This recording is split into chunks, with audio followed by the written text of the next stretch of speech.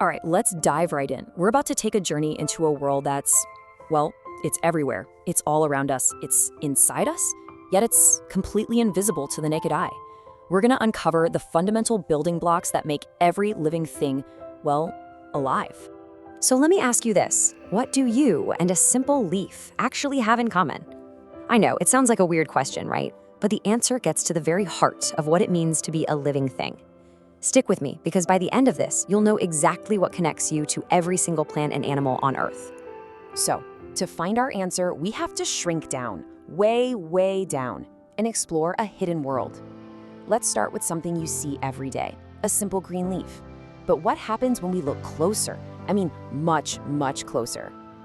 Okay, imagine you're peering through the lens of a really powerful microscope. That smooth green surface you thought you knew just dissolves away. And an entirely new landscape, a new world, comes into focus, revealing these tiny, intricate structures. And there it is. You're seeing these tiny, almost box-like structures. They're called cells. And this is the big secret. They are the fundamental building blocks of all living things. The leaf is made of them, and so are you. A cell is the smallest possible thing that can truly be called alive. So a single cell is kind of like a tiny, bustling factory. It's not just an empty box, no way. It's packed with all this specialized machinery, and it's all working together to keep things running. Come on, let's take a quick tour of the main departments. First up, we've got security and shipping. This is the cell membrane. It's the outer wall of our factory, and it acts like a gatekeeper, carefully controlling everything that comes in, like nutrients, and everything that goes out, like waste. Once you're inside the walls, you're on the main factory floor. This is the cytoplasm. It's this jelly-like substance where all the real work happens. It's where all the parts are located and where so many of the cell's essential chemical reactions take place. And of course, every factory needs a boss, right? In the cell, that's the nucleus. This is the control center, the head office. You can even call it the brain of the whole operation. It holds all the instructions and sends out the orders that manage everything the cell does. And that is the perfect way to think about it. Yep. Just as your brain directs your body, the nucleus directs the cell, making sure all its different parts work together in perfect harmony. Now this is where it gets really interesting. While this basic factory model is pretty much universal, life uses two main blueprints. When we look at plant cells, like the ones from the leaf, and compare them to animal cells, like our own, we start to see a few key differences. So if you look here, both have the membrane, cytoplasm, and nucleus we just talked about. But plant cells have two extra features that we don't. They have a rigid outer cell wall for extra support. That's why plants can stand up straight. And they have chloroplasts, which are basically tiny solar-powered food factories. Animal cells just don't have those. A single cell is amazing, for sure. But the real magic happens when they start to work together. Cells are the ultimate team players, organizing themselves into the incredible, complex structures that make up you and me. Think about it like this. You don't build a house with one giant piece of material, do you? No, you use thousands of individual bricks. It is the exact same principle for a living body. It isn't one single piece, it's built from countless individual cells. And this shows that beautiful organization. So similar cells group together to form tissues. Then different tissues combine to create an organ, like the heart.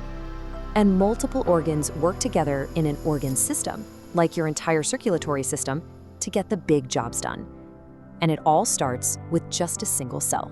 And we're not talking about a few dozen or even thousands. We are talking about billions and billions, actually trillions, of these tiny factories inside of you at this very moment. Nerve cells sending messages, muscle cells contracting, skin cells forming a barrier, each one with its own very specific job. It's just mind-boggling. Okay, so now we can circle all the way back to where we started. We've seen what cells are, what they're made of, and how they work together as a team. So I think we're ready to tackle that big question. After everything we've just seen, why do scientists give the cell this incredibly important title? Why is it considered the most fundamental, the most basic component of all biology? Well, it's because cells do it all. They make up every living thing, period. No exceptions. A single cell can perform every function needed for life. It can grow, repair, and reproduce. They are the starting point for building every tissue, every organ, and every single living creature on this planet. From the simplest bacterium to the most complex human being, the cell is the one thing we all have in common. It's the microscopic engine that's driving everything. They are, quite simply, the foundation of all life on Earth. Now, isn't that something to think about the next time you happen to look at a simple leaf?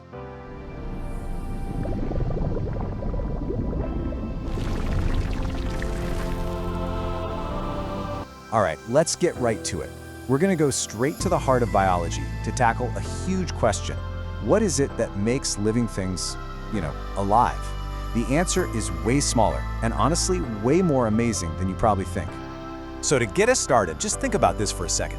What could a person and a tiny little bacterium possibly have in common?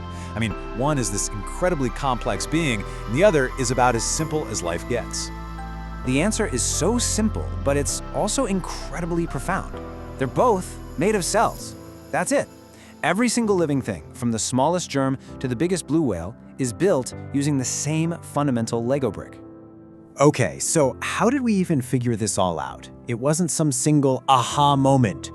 Nope, this was a story that unfolded over centuries, piece by piece, thanks to some brilliant observations. It really kicked off back in 1665. A guy named Robert Hooke looked at a thin slice of cork through a microscope and saw all these little empty boxes. They reminded him of monastery rooms, so he called them cells.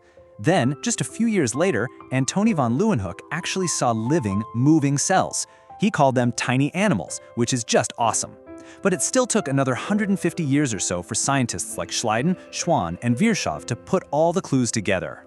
All of their work gave us what we now call cell theory. These are like the 3 unbreakable laws of biology. First, the cell is the most basic unit of life. Second, if you're alive, you're made of cells. And third, this one's a big one. All cells have to come from other cells that already exist. You can't just make one from scratch. Sounds simple, but this idea completely changed science forever. So now we know what a cell is, but it turns out life doesn't just have one blueprint. When it comes to building cells, nature basically uses 2 very different designs. You've got your simple, no-frills model, the prokaryotic cell, and then you've got the deluxe, feature-packed version, the eukaryotic cell. And the single biggest difference between them comes down to how they handle their most important possession, their DNA. Prokaryotic cells are the true minimalists of the world. Their DNA just kind of floats around in a central region called the nucleoid. There's no protective office, no internal walls or compartments. You can think of it like a one-room workshop. Everything just happens together in the same open space. This is the design you find in bacteria. Eukaryotic cells are the complete opposite. They are not a one-room workshop. They're more like a massive, sprawling mansion with all sorts of different rooms for different jobs. Their DNA is kept safe and sound in a central command center, the nucleus. And the rest of the cell's filled with all these other specialized structures called organelles. This is the type of cell that makes up you, me, every plant, every animal, basically all the life you can see. Now, this brings up a really good question. If eukaryotic cells are so complex and organized, why aren't we just one giant cell? Why are we made of trillions of tiny ones instead? I mean, it seems like it would be more efficient, right? A bigger cell could do more stuff. But there's a fundamental problem, a law of physics that gets in the way. And it all boils down to some simple geometry. This chart shows the problem perfectly. Here's the deal. As a cell gets bigger, its inside, its volume, grows much faster than its outside skin, its surface area. So look at the small cell here. It has a fantastic surface area to volume ratio of 6:1. But when the cell gets bigger, that ratio gets slashed in half. And this creates a total traffic jam. The cell's membrane is like its shipping and receiving department. If your internal factory gets huge, but you can't expand your loading docks, you're in big trouble. Nutrients can't get in fast enough, and waste products can't get out. The whole system just gets bogged down and eventually collapses. And that's why cells divide instead of just growing forever. They have to stay small to stay efficient. Okay, so for our last section, let's zoom back inside that complex eukaryotic cell. We know why it has to stay small, so let's see how it uses all those internal compartments to run its operations. The absolute best way to understand how a cell works is to imagine it as a living, breathing, microscopic city. It's not just a sack of chemicals, it's a highly structured metropolis with a purpose. Every city has to have a border, right? Well, that's the plasma membrane. It acts like the city's border patrol. It's incredibly selective, controlling everything that tries to come in, like food and water, and everything that needs to go out, like waste. Inside the walls, you have the cytoplasm. This is the city's general environment, the ground, the streets, the atmosphere. It's the jelly-like stuff called cytosol, and it's where all the city's important buildings, the organelles, are located. This is where a huge amount of the cell's chemical work gets done. Of course, every city needs a government, and in the cell, that's the nucleus. This is City Hall. It's the main command and control center.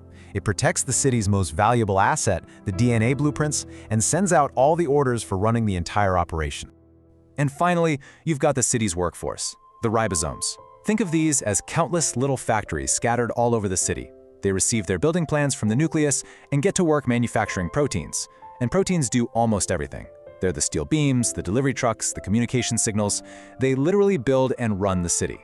So you see, we've gone from the history of its discovery to the physics that shapes its size, all the way to the complex city operating inside. And it all leads us right back to this one powerful truth. The cell is the basic unit of life. It's where everything happens. Which really just leaves us with one final mind-bending thought. If one microscopic cell can be this organized, this complex, and hold the entire instruction manual for life, what happens when trillions of them decide to team up to build something, like a brain, a forest, or you? Well, that is where the story gets even more incredible. Thanks for tuning in.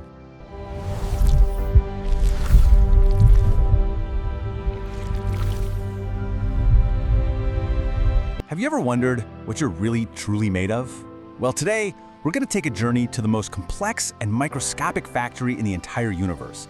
One that's running trillions of times over inside of you right now. We're about to explore the very architecture of life itself, the cell. So, here's our itinerary. First, we'll get a handle on what this factory of life really is.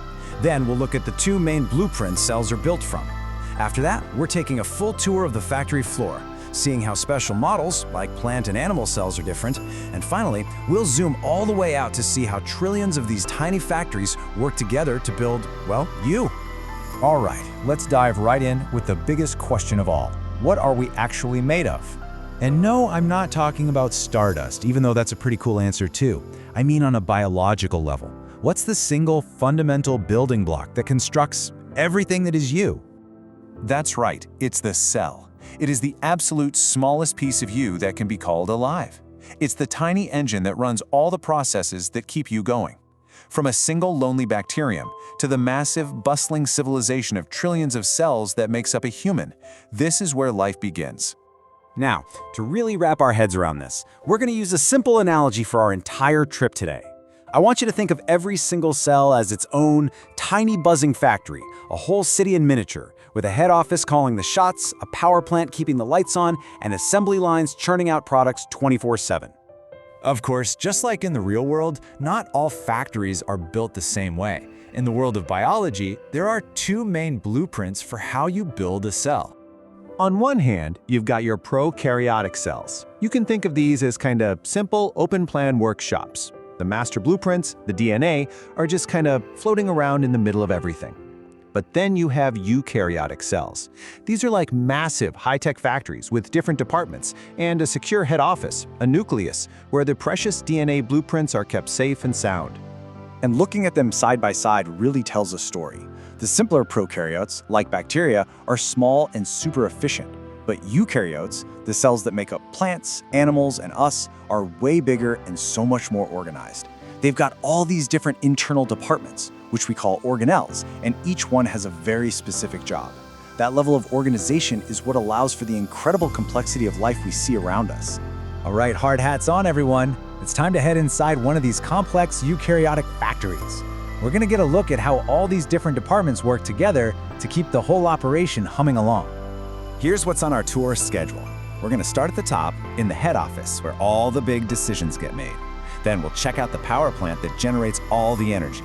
After that, it's off to the recycling center to see the cleanup crew in action, and we'll finish up on the bustling production line itself. Okay, our first stop is the most important room in the entire factory. This is the nucleus, the command center of the whole cell. You see, locked away safely inside this office is the most valuable asset the factory has. its master blueprints, the DNA.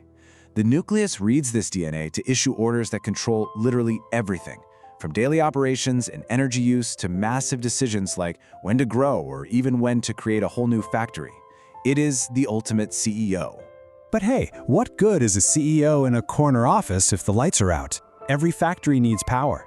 And in the cell, that all-important job belongs to the mitochondria. You probably heard them called the powerhouses of the cell, and for good reason.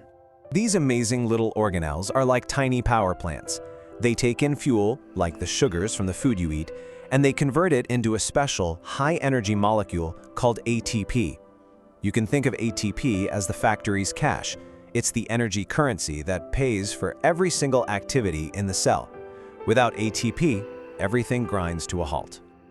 All right, next up, we're visiting a department that doesn't always get the glory, but is absolutely essential. Let's give it up for the sanitation and recycling crew of the cell, the lysosomes.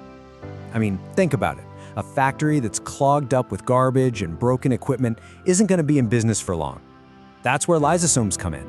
They're basically these little sacks filled with powerful enzymes that break down all the junk, tear apart old, worn-out parts so they can be recycled, and even destroy foreign invaders.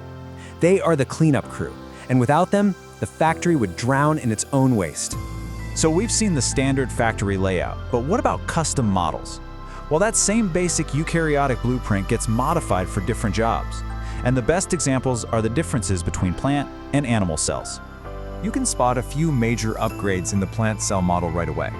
First, they have a rigid outer cell wall for extra support, kind of like a steel frame. Animal cells trade that for flexibility. Plants also usually have a giant water tank in the middle, called a central vacuole. But the biggest, most game-changing difference is that plant cells have their own on-site, solar-powered food production facility. And that facility is called the chloroplast. These incredible organelles are basically the cell's own solar panels. They perform a process called photosynthesis, using energy from sunlight to turn carbon dioxide and water into sugar, into food. This is the reason plants don't have to eat. Their little cellular factories make their own fuel right there on the spot. So far, we've been zoomed way in, looking at just one tiny factory. But the real magic, the part that's almost impossible to believe, is what happens when these factories start working together. So let's zoom out and see how they build something as magnificent as a whole organism. It's an incredible pyramid of organization. It starts with individual cells getting special jobs. Some become muscle cells, others become nerve cells. Then, these specialized cells team up to form tissues. Tissues work together to create organs, like your heart or your lungs. Those organs then form systems, like your circulatory system. And all of those systems, working in perfect harmony, create a complex organism like you. So how many of these individual factories does it take to build one human being? The number is it's staggering. We're talking trillions. You are a living, breathing community made of trillions of individual cells all cooperating so perfectly that you don't even have to think about it. And that idea of cooperation is everything. It's the whole principle that takes us from a single microscopic dot to a thinking, feeling person. Specialized cells build tissues, tissues build organs, and organs build the systems that keep us going. It's a system of almost unbelievable complexity, and it's all built from that one simple blueprint. So we'll end on this thought. Your body is this perfectly synchronized economy of trillions upon trillions of factories, each with its own critical departments, all working around the clock. And this brings up a really crucial question, not just for biology, but for our own health. In that vast interconnected system, what happens when just one tiny department in just one of those trillions of cells stops doing its job?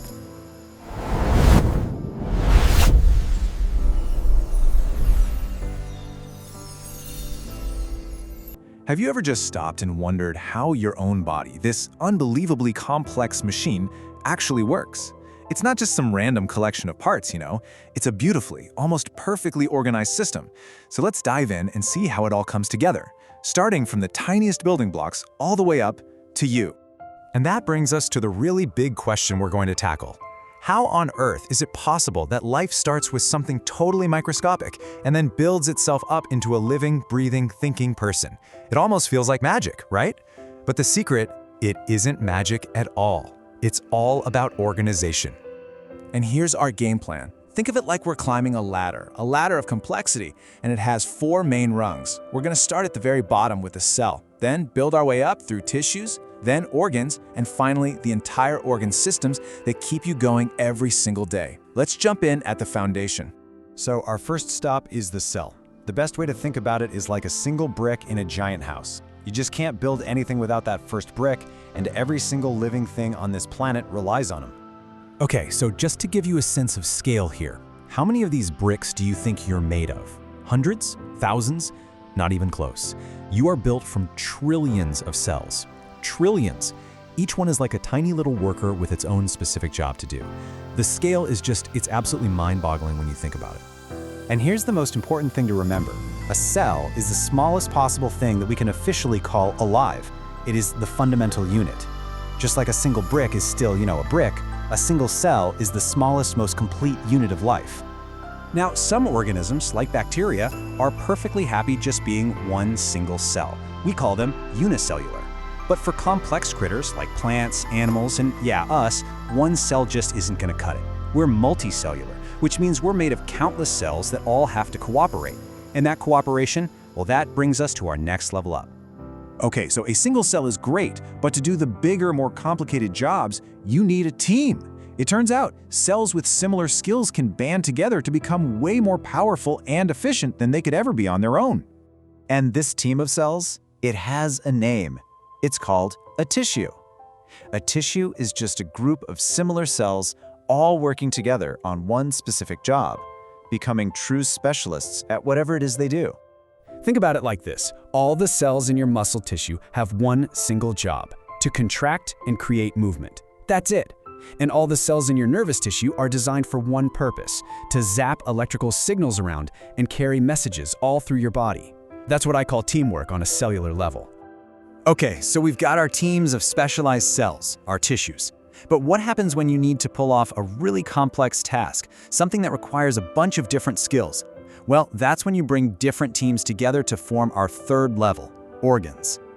So an organ is basically a structure where different types of tissues, those specialized teams we were just talking about, all collaborate on a bigger, more complex mission. It's the next major step up in biological engineering. Your heart is the perfect example of this. It's not just one type of tissue. It needs that powerful muscle tissue to do the heavy lifting of pumping blood, right? But it also needs nervous tissue to tell it when to pump. These different tissues have to work in perfect harmony to make that organ function. Pretty amazing. And your body is just full of these incredible structures. You've got the brain coordinating everything, the lungs handling every single breath, and the stomach breaking down your food. Each one is a little marvel of different tissues all working in concert. So we've built cells into tissues and tissues into organs, but we're not quite done yet. To run an entire organism, an entire person, you need an even higher level of coordination. You need entire systems that are dedicated to the major functions of the body. And this is the final level, the top of the ladder, the organ system. An organ system is a group of different organs that all chip in for one huge overarching goal, like digesting your food or circulating your blood. It's really the big picture level of organization. I mean, just take the digestive system. It's not just your stomach. It's your mouth, your esophagus, your intestines. It's a whole team of organs all working together. The same goes for your respiratory system, your circulatory system, and even the skeletal system that gives you your shape and support. So we've climbed the entire ladder from a single lonely cell all the way up to a complete functioning system. Now, let's use a really simple analogy just to make sure this whole incredible blueprint for life really sticks. And this analogy just makes it all click, doesn't it? A single student is like a cell. A group of students in one class, that's like a tissue. A whole department, like the science department, is like an organ. And the entire school, with all its different departments working together, that's the organ system. See? Simple. So at this point you might be asking, okay, I get it. It's all organized, but so what? Why does any of this actually matter? Why is being organized so important? And that is a fantastic question, because the answer is the key to how complex life is even possible. This organization is everything. It's what allows a living thing to be incredibly efficient. By dividing up all the jobs, everything gets done better and faster. This kind of specialization is what allows for complex actions like growth and movement. It makes reproduction possible, and it helps you respond to what's happening around you. Without this structure, a complex body just couldn't function. It would be total chaos. So let me leave you with a final thought. The next time you just look down at your own hands, I want you to remember that trillions of cells forming tissues, those tissues building organs, and all those organs working together in complex systems. All of it cooperating perfectly every single second. So what's the most amazing organized system you can think of? Maybe, just maybe, it's the one you're living in right now.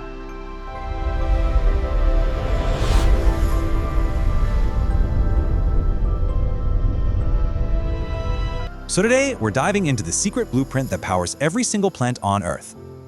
Ever look at a plant and think it's simple? Well, they're actually super complex.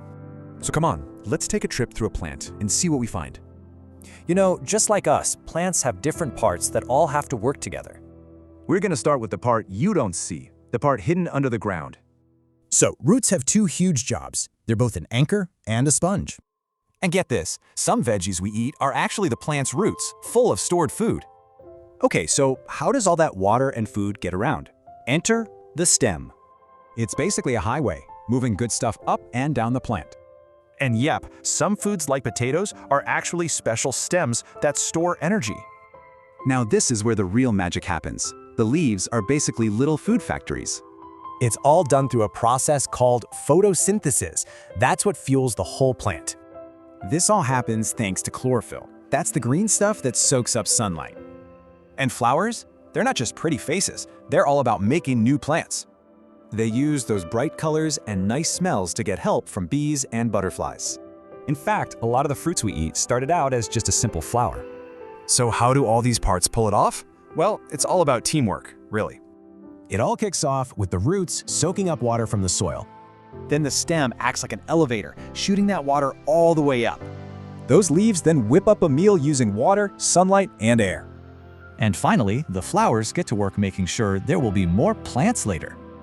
And here's the thing, this teamwork doesn't just help the plant, it helps us too. I mean, without plants, life as we know it just wouldn't be possible. They're the quiet heroes powering our world. Just imagine one day without them.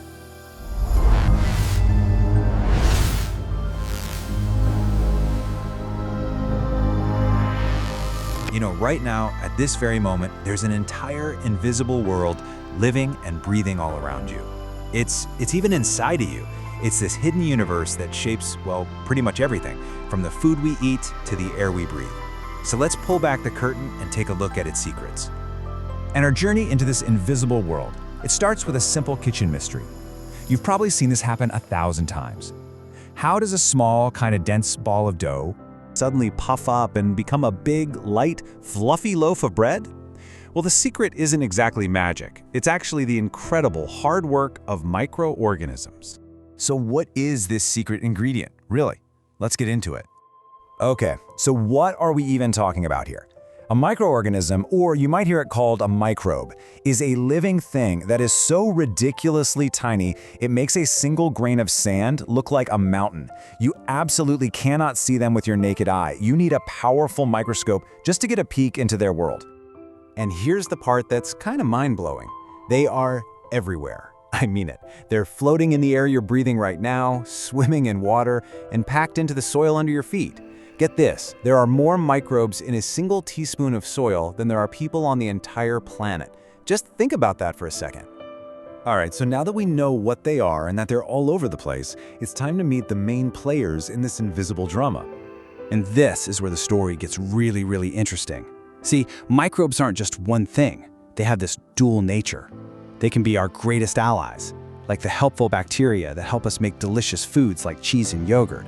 Or they can be our worst enemies, the nasty ones that can make us incredibly sick. So let's meet the four main families, if you will. We've got bacteria, fungi, protozoa, and algae. Each one of these groups has its own unique set of skills and, a special role to play in the world. Now, let's zoom in on one of those families, the fungi. This group includes stuff you've definitely heard of, like mushrooms and molds. And most importantly for our bread mystery, yeast. Aha! This is our culprit. And boom! There it is, the secret to our fluffy bread. When that little fungus, yeast, gets mixed into the dough, it starts munching on the sugars in the flour. And as it eats, it releases carbon dioxide gas. All those tiny gas bubbles get trapped in the dough, and that's what makes it rise up and become so wonderfully soft. Mystery solved. Okay, so making bread is pretty cool, right? But believe me, that is just scratching the surface. Let's explore all the other incredible ways these microbes act as our tiny but totally essential allies. And honestly, their resume is just astounding. Without them, we wouldn't have all those amazing fermented foods. We'd be missing life-saving medicines like antibiotics. They're basically nature's ultimate cleanup crew, and they keep our soil healthy so we can actually grow our food. They are, no joke, a cornerstone of our entire civilization. Just think about some of your favorite foods. If you could measure the amount of microbe magic involved, the impact would be totally off the charts. That tangy yogurt you had for breakfast, that sharp cheese on your sandwich, and of course, that fluffy bread, none of them would exist without microorganisms doing their thing. And their impact in medicine? Wow, it's nothing short of monumental. Penicillin, the antibiotic that literally changed the world and saved millions upon millions of lives, was discovered from a fungus. It's a perfect example of us harnessing the power of one microbe to fight a war against another. But for all the good they do, we gotta look at the other side of the coin. Because not all microbes are friendly. Some of them pose very real and very invisible threats. The official term for these troublemakers is a pathogen. Basically, anytime you hear someone talk about nasty germs that make you sick, well, they're really talking about these guys. And yeah, the list of what they can do is pretty long. Certain bacteria can cause some really devastating diseases like cholera and typhoid. A specific type of protozoa is the nasty culprit behind malaria. And that terrible case of food poisoning you had that one time? Yep, you can thank some unwanted microbes for that too. But the good news is we are not helpless in this fight, not at all. We have a really powerful defensive playbook. Simple things, stuff you already know, like washing your hands, making sure your food and water are clean, and just keeping your surroundings tidy. That's our first line of defense. And of course, vaccines are a hugely important tool, basically training our bodies to fight back against these invaders. So we've seen the good guys and the bad guys. Let's zoom out and just appreciate what it truly means to be living in a world that is completely, and I mean completely, dominated by microbes. To really get how important they are, let's try a little thought experiment. What if, tomorrow morning, every single microorganism on planet Earth just vanished? The consequences? Well, they'd be catastrophic. Without microbes, dead things, plants, animals, they would just pile up. They'd never decompose. All those essential nutrients would be trapped, unable to get back into the soil. In short order, Earth's ecosystems would just collapse. Life as we know it would grind to a screeching halt. So the next time you enjoy a slice of bread, or just take a deep breath of fresh air, maybe take a second to remember that vast, powerful, invisible world that made it all possible. A world of microorganisms that, while being impossibly small, is what makes all life on this planet work. Its importance really is enormous.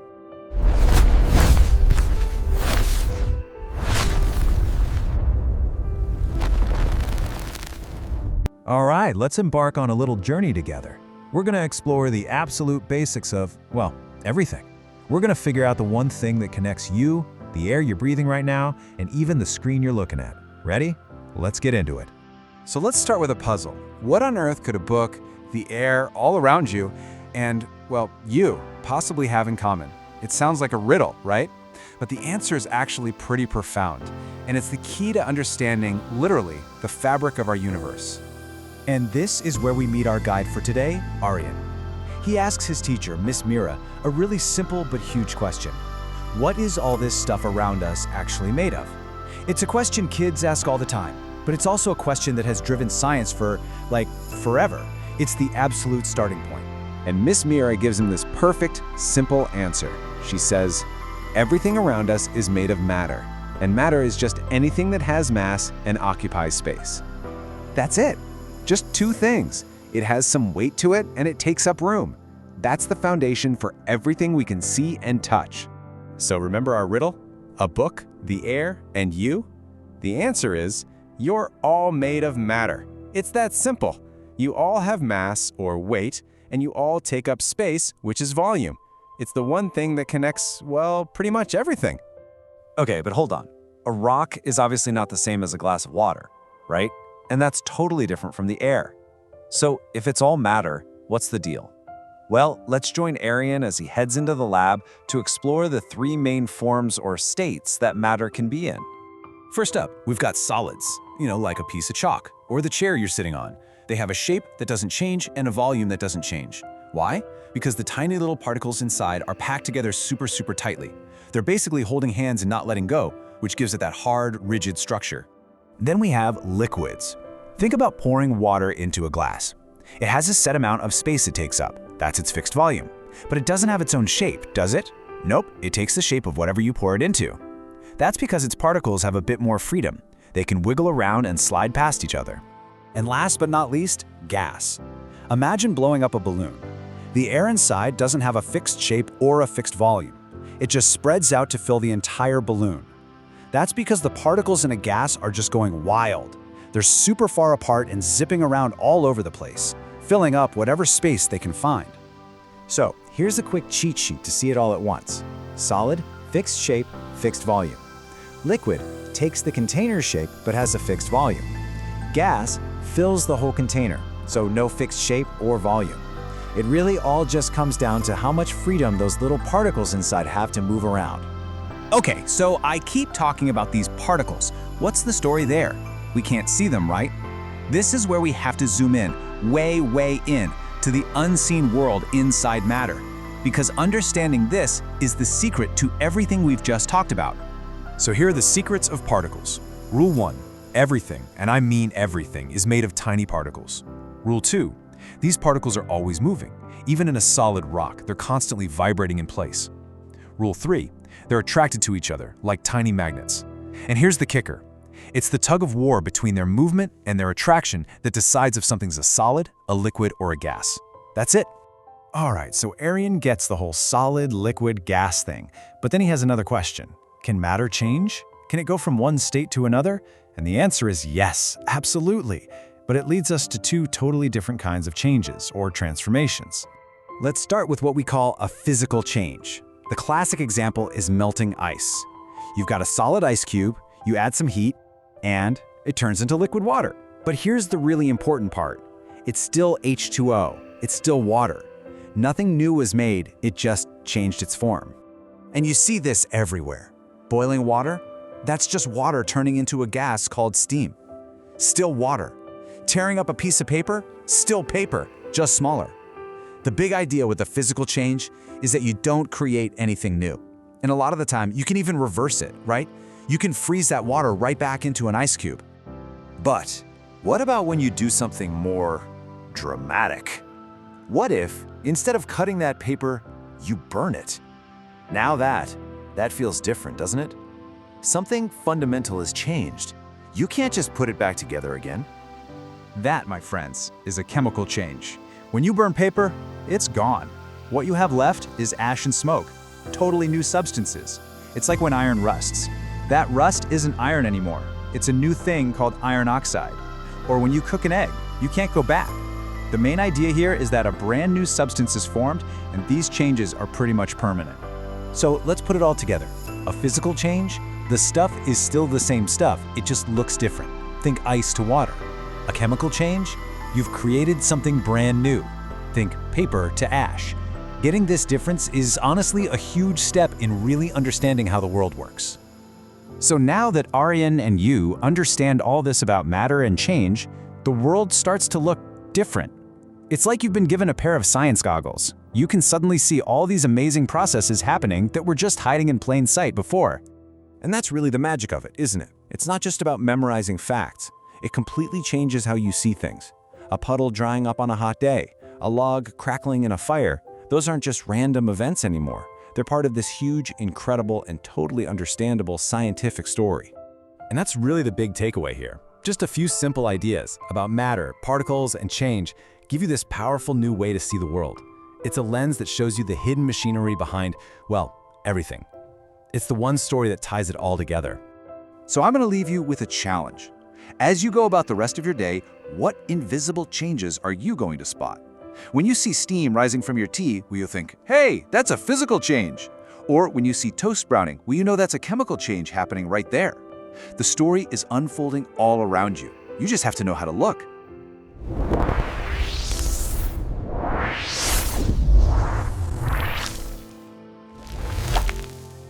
Okay, let's dive into this. We're gonna break down the very stuff our world is made of. This is the exact question a curious student named Arian asked. And you know what? The answer is simple. Basically, everything around you is matter. It's any physical stuff that has weight and takes up space. But of course, matter isn't all the same. It comes in three main forms, or states. First up, we've got solids. You know, like a piece of chalk or even your desk. What's cool about solids is they keep their shape, because their tiny particles are packed super tight. Okay, next up, liquids. Think about the water in your glass. It acts way differently. So here's the deal with liquids. Their particles can flow, taking the shape of any container. And finally, we have gases. Like the air in a balloon, they're literally all around us. The particles in a gas are just zooming around, expanding to fill any space they can get into. Right, so what do solids, liquids, and gases all have in common? What are the basic rules here? Well, no matter the state, it's all made of tiny particles that are always moving and pulling together. But can matter change from one form to another? Absolutely. And there are two main ways. First, you've got physical changes. This is where the stuff itself doesn't actually become something new. A perfect example is ice melting into water. It changes form, but hey, it's still just water. Then you have chemical changes. And these are a whole different ballgame, a total transformation. Just think about burning paper. There's no way you're turning that ash back into paper, right? So the bottom line is this. Physical changes are about form, but chemical changes create totally new stuff. Once you get this, you see the world differently. Every single thing has a story of particles and change. So now you've got the tools to see science everywhere. What change will you spot next? Cooking? Maybe rust?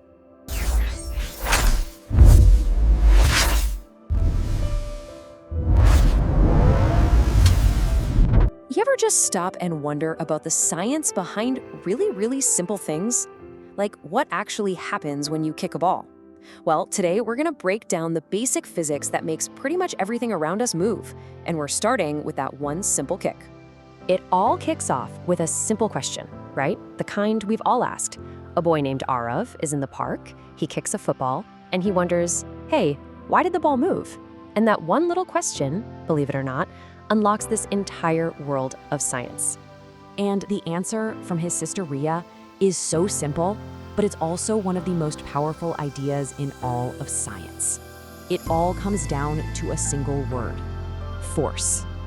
Okay, so what in the world is this force that sent Arav's ball flying across the park? Let's get right into it. When you get right down to it, a force is just a push or pull. That's it. So when Arav kicked the ball, he gave it a push. When you open a heavy door, you're giving it a pull. It really is that simple. I mean, think about it. You've been using pushes and pulls all day without even realizing it. You push buttons on your keyboard, you pull open the fridge. It's just how we interact with everything. It's like the physical language of the world. But here's the cool thing. Force does way more than just get things moving. It can stop something dead in its tracks, right? Like a goalie catching a ball. It can send something in a totally new direction, like a bat hitting a baseball. It can even change an object's actual shape, like when you squeeze a rubber ball. Okay, so we've got a handle on what force is. But what's the direct result? What happens when you apply a force to something? Well, you get motion. And motion is just a fancy word for an object changing where it is. That's all. A rolling ball, a bird flying, a car driving down the street. If it's not where it was a second ago, boom, it's in motion. And get this, motion isn't just one thing. It comes in all these different flavors. You've got rectilinear motion, which is just a straight line, like a car on the highway. You've got circular motion, like a Ferris wheel. Then there's periodic motion, which repeats, like a swing going back and forth. And of course, rotational motion, like a spinning top, just going for it on its own axis.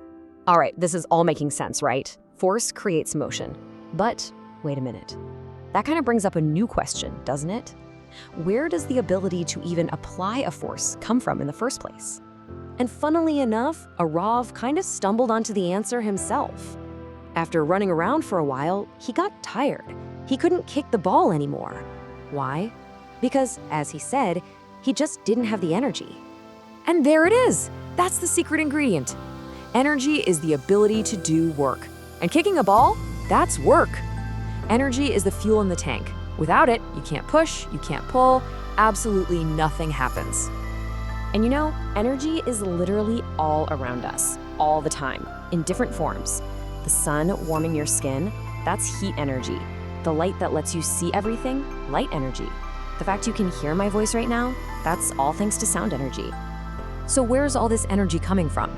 Well, we can basically split the sources into two big buckets. You've got the natural ones, like the sun, which is the big one, plus wind and water. And then you have the man-made sources that we figured out how to create and use, like electricity, batteries, and fuels. So now we have all the pieces of our puzzle, right? We have force, we have motion, and we have energy. Let's snap them all together and see the big picture. And you know what? Erev, our little scientist, he just says it perfectly. He asks, so force causes motion and energy helps us apply force. Yes, that's it. He absolutely nailed the core idea right there. Okay, this is the big aha moment. The whole thing happens in 3 simple steps. Step 1, you get energy, say from the food you ate. Step 2, you use that energy to apply a force. That's the kick. And step 3, that force creates motion. The ball goes flying. That's the chain right there. Energy lets you create force, and force creates motion. Simple as that. So let's just do a super quick recap of everything we figured out.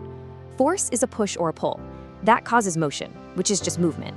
And to do any of that, you need energy, which comes in all sorts of different forms and from all kinds of places. And that's really what this is all about, isn't it? Force, motion, energy, they're not just words in a science book. They're the rules that explain our world. They explain how a car drives, how a bird flies, and why that ball rolled across the park. Once you get this connection, you start to see the world not just for what it is, but for how it works. And that is how you start to see the world like a scientist.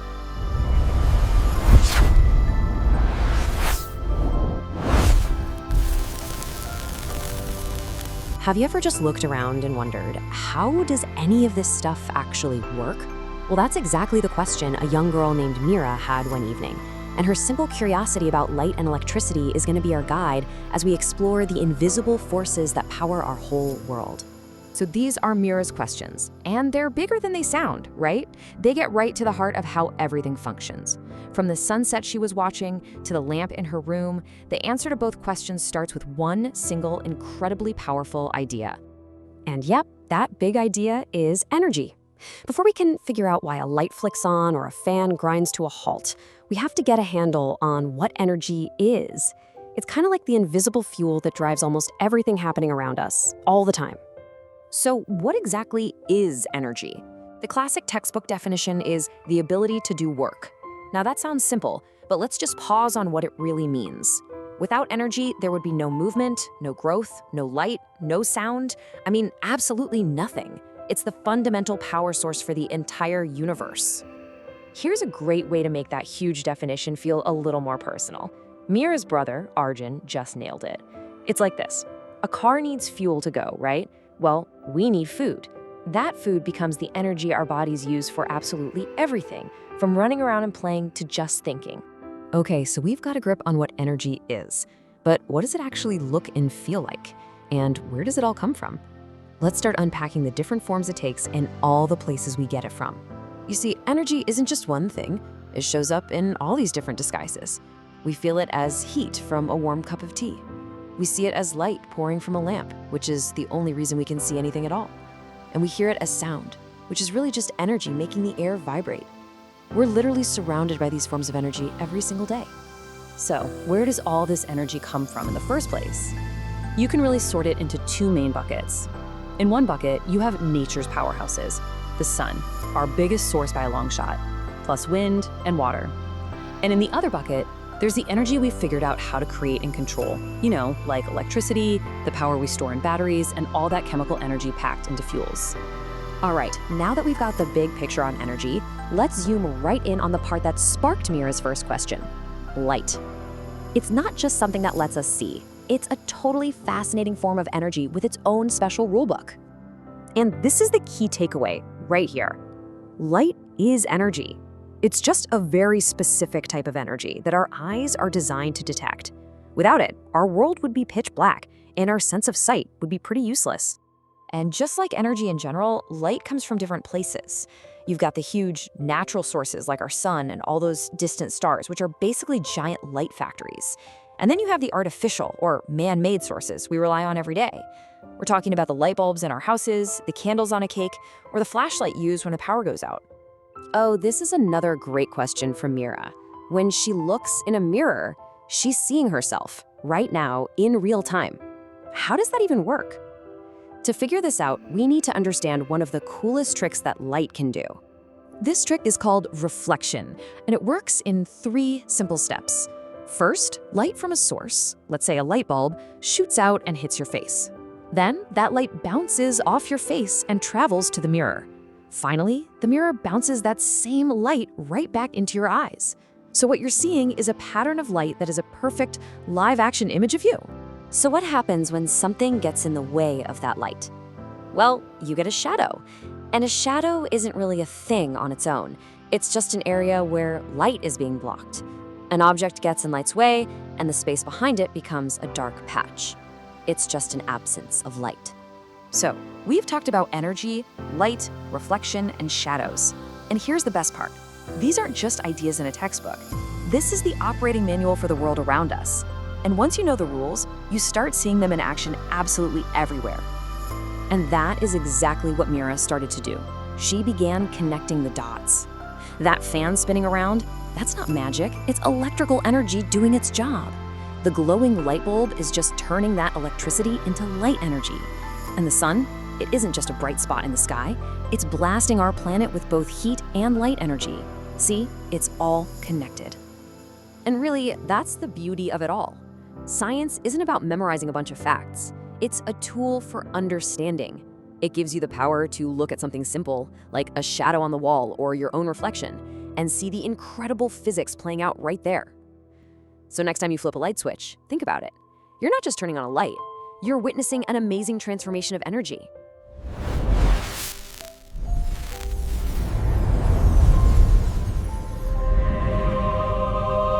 Okay, picture this. You're just chilling at home and then boom, everything goes dark. The lights go out, the TV screen dies, that quiet hum from the fridge just stops. It's in that moment, right, that you really feel how much we rely on this invisible force that powers pretty much everything. So today, let's pull back the curtain and take a look at the simple, elegant physics behind something as basic as a light switch.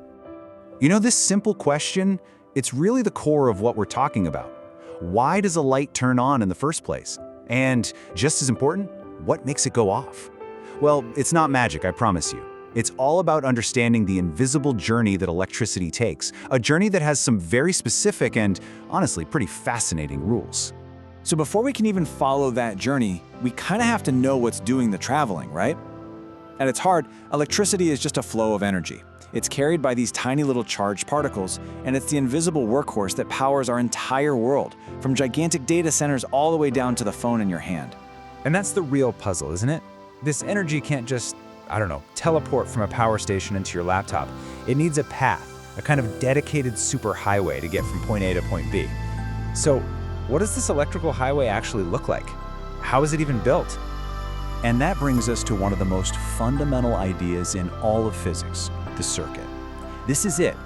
This is the complete, unbroken roadway that lets electrical energy flow from its source, do whatever job it needs to do, and then travel all the way back. Let's break down what that really means. So the most important word here is complete. An electric circuit has to be a closed loop. Think about it like a racetrack. For the race cars, which in our case is the electricity, to actually complete a lap and deliver their energy, there can't be any gaps in the track. It has to be a continuous, unbroken path from the start all the way back to the finish line. And building a basic one is actually way simpler than you might think. You only need a few key parts. First, you need a power source, like a battery, that gives the electricity the push it needs. Then you connect wires. Those are the road. After that, you attach something to use the power, like a light bulb. And finally, and this is the most critical part, you have to complete the loop. You have to connect the wire from the bulb all the way back to the battery. Once that loop is complete, bam, the light turns on. And this really shows you the all-or-nothing deal with the simple circuit. On the right, you've got a closed circuit. See? The path is complete, electricity is flowing, and the bulb is on. But look at the left, that's an open circuit. Even a tiny little break stops the flow entirely. There's no partial credit here. The highway is either open for business or it's completely shut down. So, how do we control this whole thing? Well, with a switch. A simple light switch is basically just a gatekeeper for the circuit. When you flip it on, you're physically closing a little gate inside, which completes the path and lets the electricity flow. And when you flip it off, you're opening that gate, creating a break in the road on purpose. It's how we command the circuit whenever we want. Okay, so we know electricity needs a path, but can that path be made of just anything? Well, as it turns out, the materials we use are every bit as important as the path itself. Some materials are like a welcoming red carpet for electricity, while others, they're like a brick wall, stopping it dead in its tracks. Which leads us to the next big question. What if we try to build our circuit with, say, wooden sticks or rubber bands instead of metal wires? Would it still work? The answer is a hard no, and this reveals two totally opposite types of materials in the world of electricity. First up, we've got conductors. You can think of these as electricity's best friends or helpers. Things like copper, aluminum, pretty much all metals, they're fantastic conductors because the tiny electrons inside them are free to move around. They put up almost no fight, just letting that electrical current flow right on through.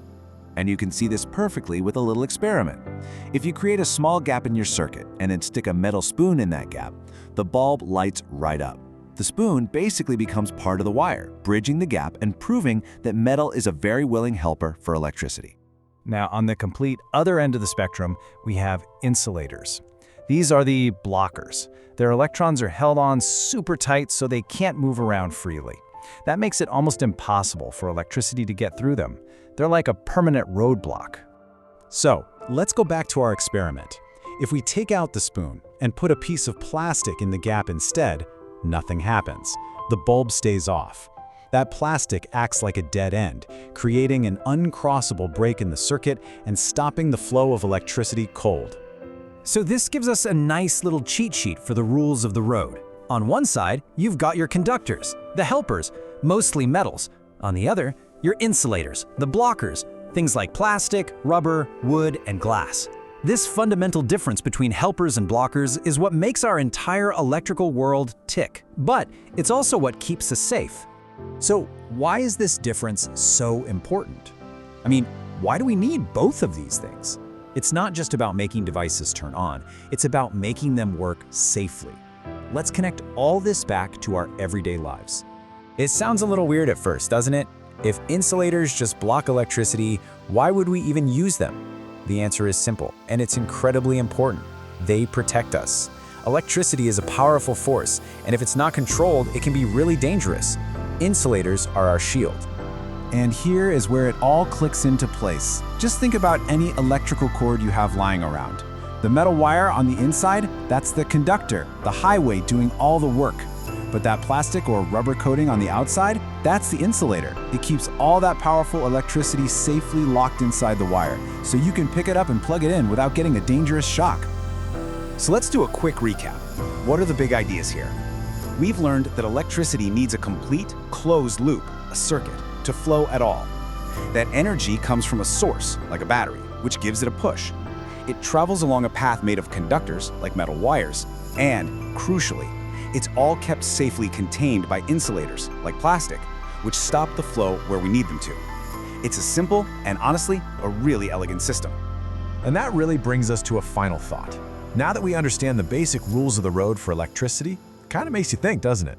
Knowing how this fundamental force of nature actually works, that's step one. The next step is thinking about how we can keep using this incredible power responsibly to build an even safer and smarter world.